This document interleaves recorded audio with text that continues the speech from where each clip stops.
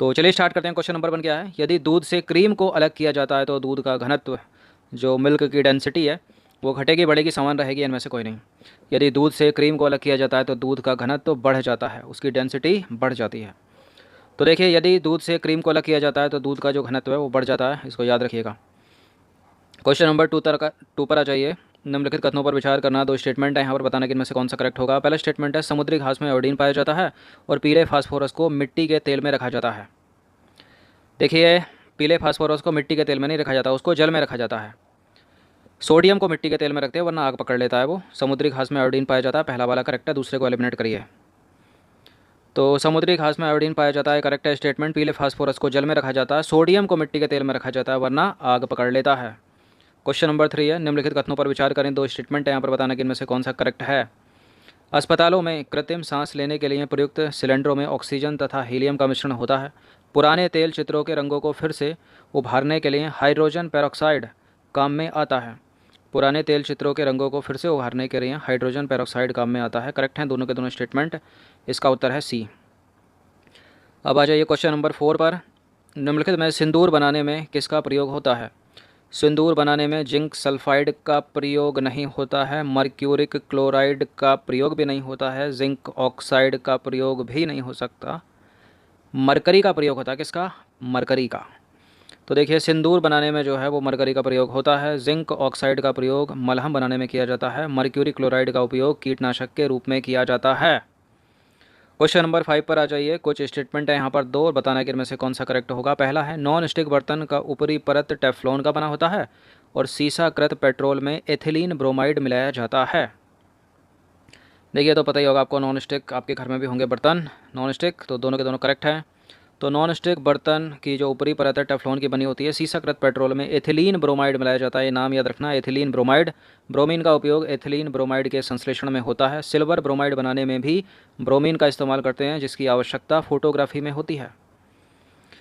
Question number 6 पर आ जाइए। निम्नलिखित कथनों में से कौन सा एक असत्य है। पहला स्टेटमेंट है, हीलियम हल्की तथा ज्वलनशील गैस है। दूसरा स्टेटमेंट है, हीलियम की खोज फ्रैंकलैंड और लोकेयर ने की थी।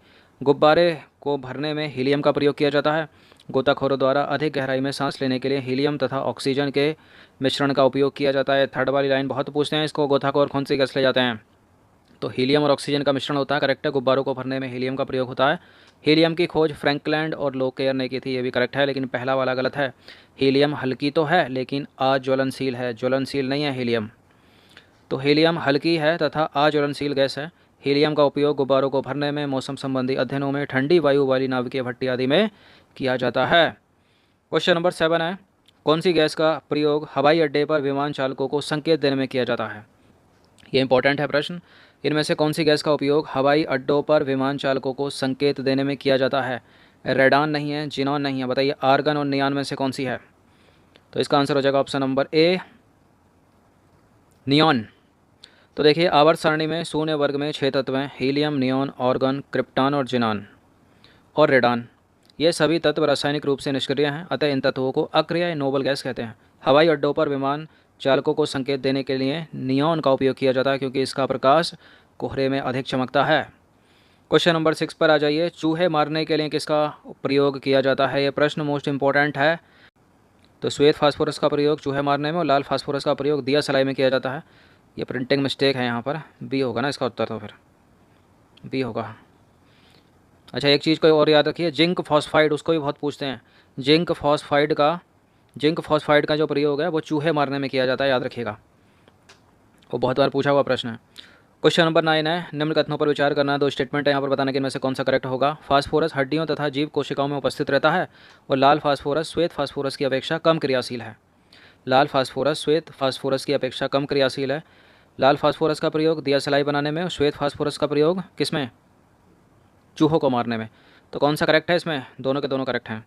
तो देखिए, उपरोक्त दोनों के दोनों कथन सत्य हैं। फास्फोरस प्राणी तथा वनस्पति पदार्थों का आवश्यक अवयव है, यह हड्डियों तथा जीव कोशिकाओं में उपस्थित रहता है।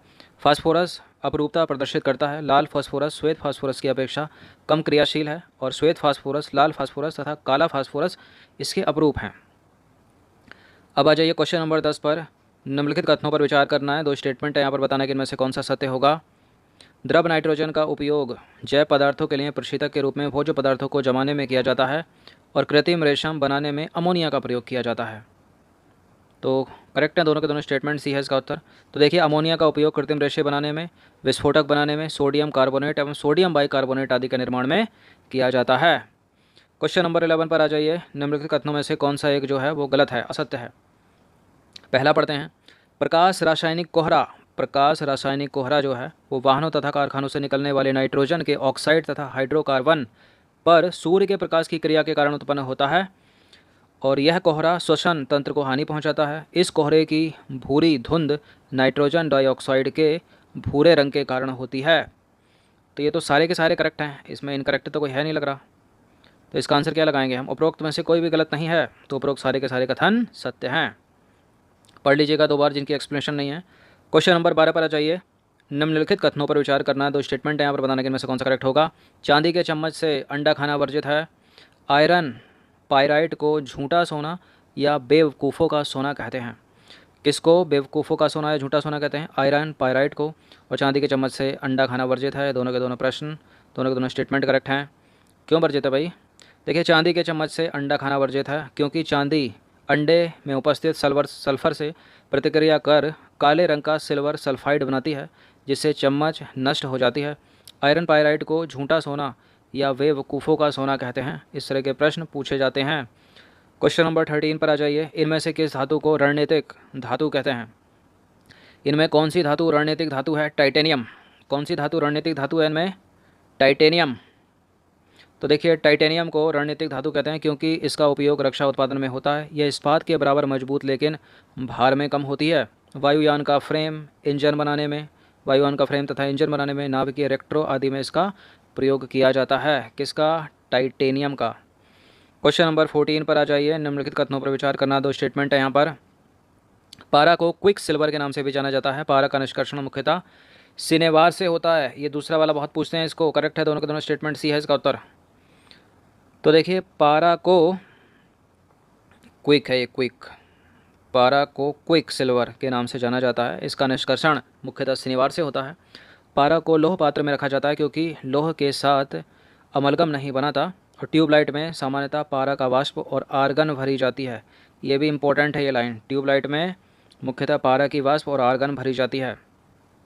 अब आ जाइए क्वेश्चन नंबर 50 पर। निम्नलिखित में से किसका प्रयोग मतदाताओं की उंगली पर लगाने वाली स्याही में किया जाता है? किसका प्रयोग करते हैं मतदाताओं की उंगली पर? आपकी उंगली पर भी लगाई होगी। होती क्या है वो कभी जानने की कोशिश की? सिल्वर ब्रोमाइड नहीं है, जिंक ऑक्साइड नहीं है, ऑरिक क्लोराइड नहीं है, वो है silver nitrate, option number C. तो देखिए सिल्वर नाइट्रेट का प्रयोग निशान लगाने वाली स्याही बनाने में किया जाता है। मतदान के समय मतदाताओं की उंगली पर इसी का जो है निशान लगाया जाता है। सिल्वर ब्रोमाइड का जो उपयोग है फोटोग्राफी में किया जाता है, ये मोस्ट इंपॉर्टेंट है, बहुत पूछते हैं इसको। ऑरिक क्लोराइड का उपयोग सर्प विषरोधी सुई बनाने में किया जाता है। तो जनरल साइंस के मोस्ट इंपॉर्टेंट ये 15 प्रश्न थे। अच्छे से इसका रिवीजन कम से कम 1 से 2 बार कर लीजिएगा। धन्यवाद।